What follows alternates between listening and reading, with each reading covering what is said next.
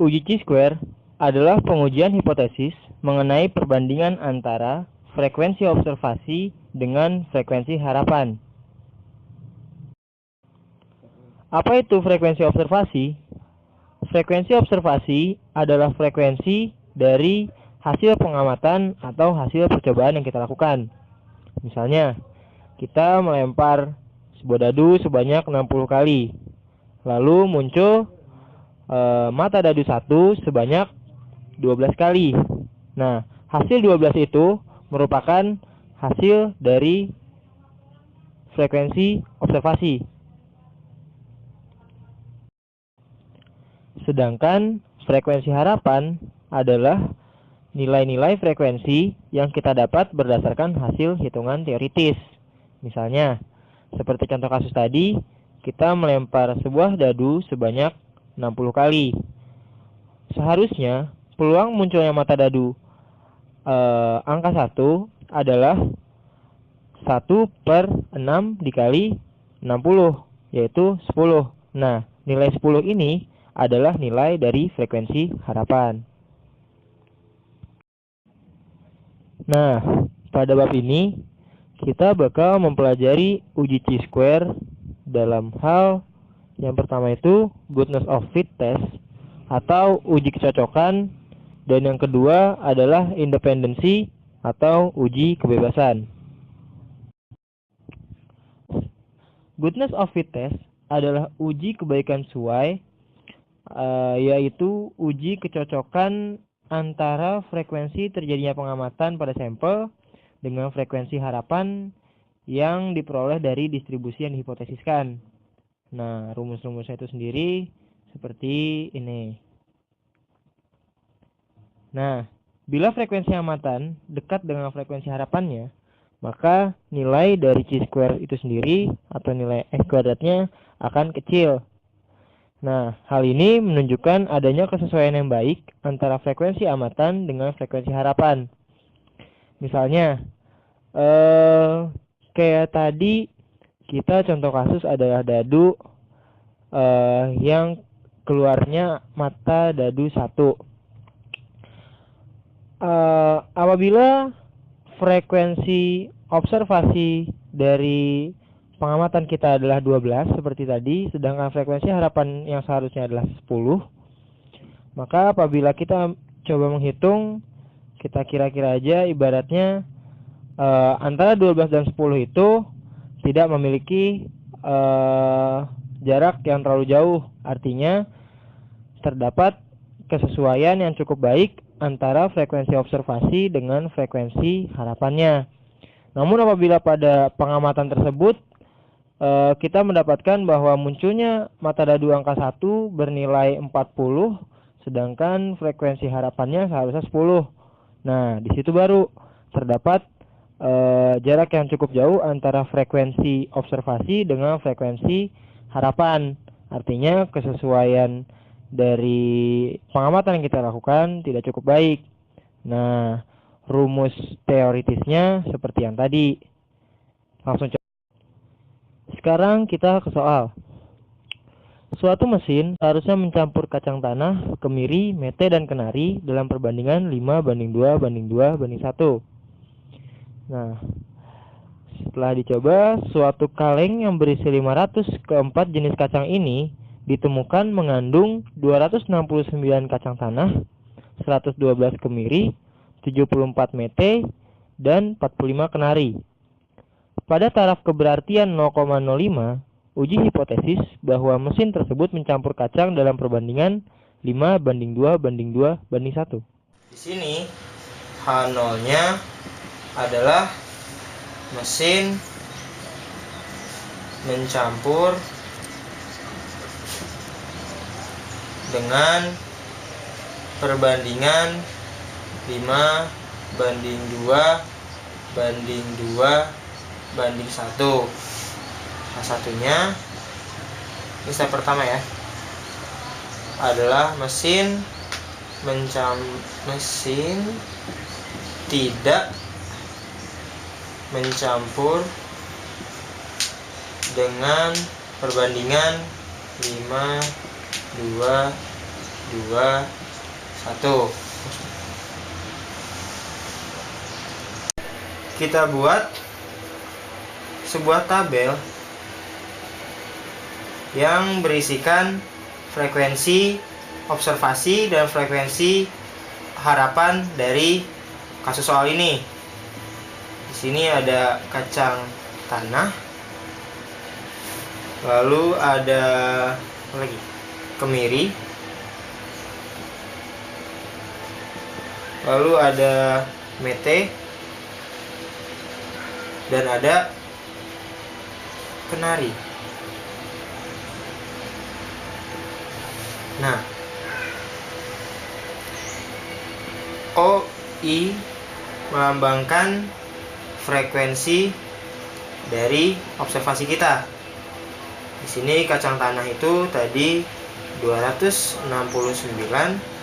kemiri tadi 112, lalu mete ada 74, dan kenari ada 45.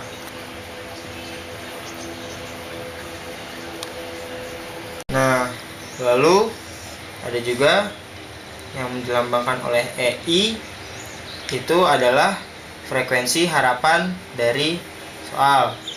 Nah, frekuensi harapan dari soal itu kita dapat dari mana?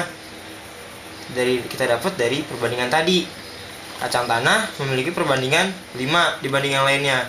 Artinya frekuensi harapan dia 5 per total dari semuanya ada berapa? 5 tambah 2 tambah 2 tambah 1 itu ada 10, dikali ada berapa jumlah keseluruhan di dalam toplesnya? 500. Artinya frekuensi harapan dari kacang tanah adalah 250.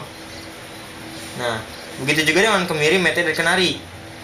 Kemiri 2 per 10 kali 500, 100. Mete 2 per 10 kali 500. Kenari 1 per 10 kali 500.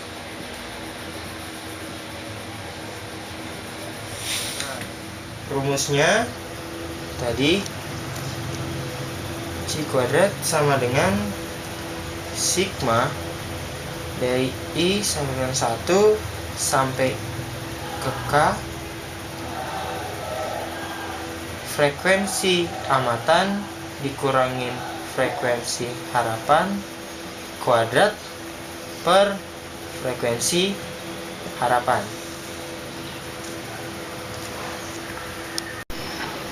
Berarti kalau kita masukin dari tabel, nilai dari C kuadratnya adalah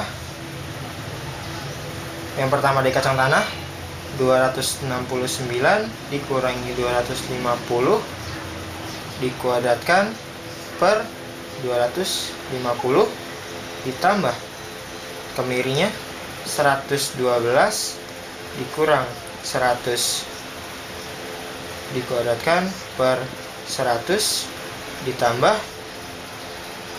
mete 74 dikurang 100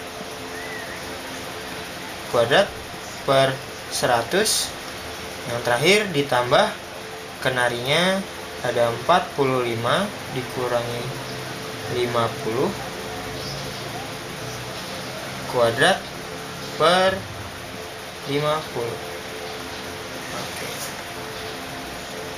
Maka akan didapatkan hasil nilai dari C-square-nya adalah 10,144.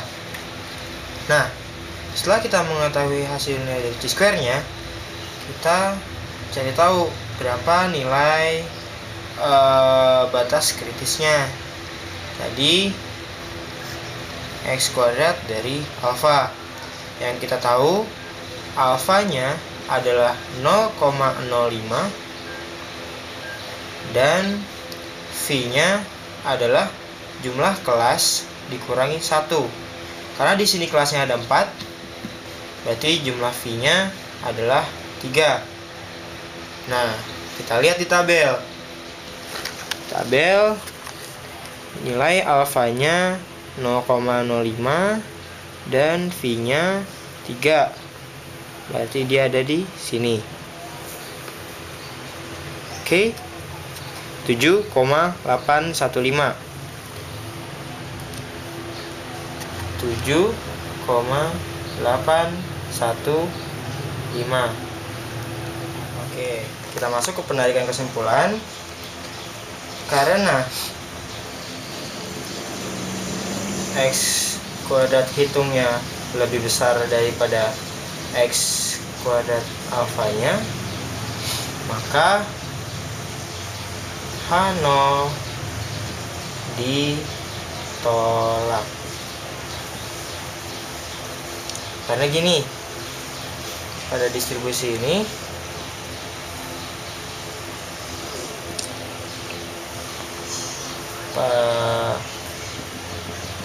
batas terdapat di sini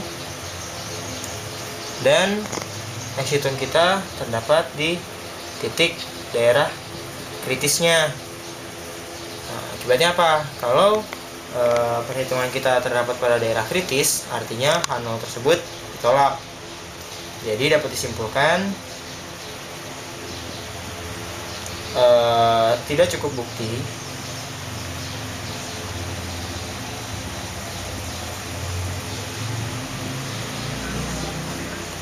untuk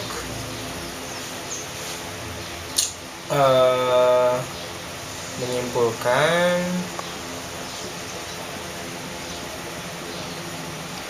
bahwa mesin mencampur dengan perbandingan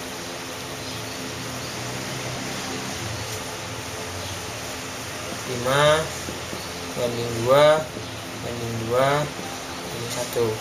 Jadi tidak cukup bukti untuk menyimpulkan bahwa mesin ini tuh mencampur keempat kacang tadi dengan perbandingan 5:2:2:1.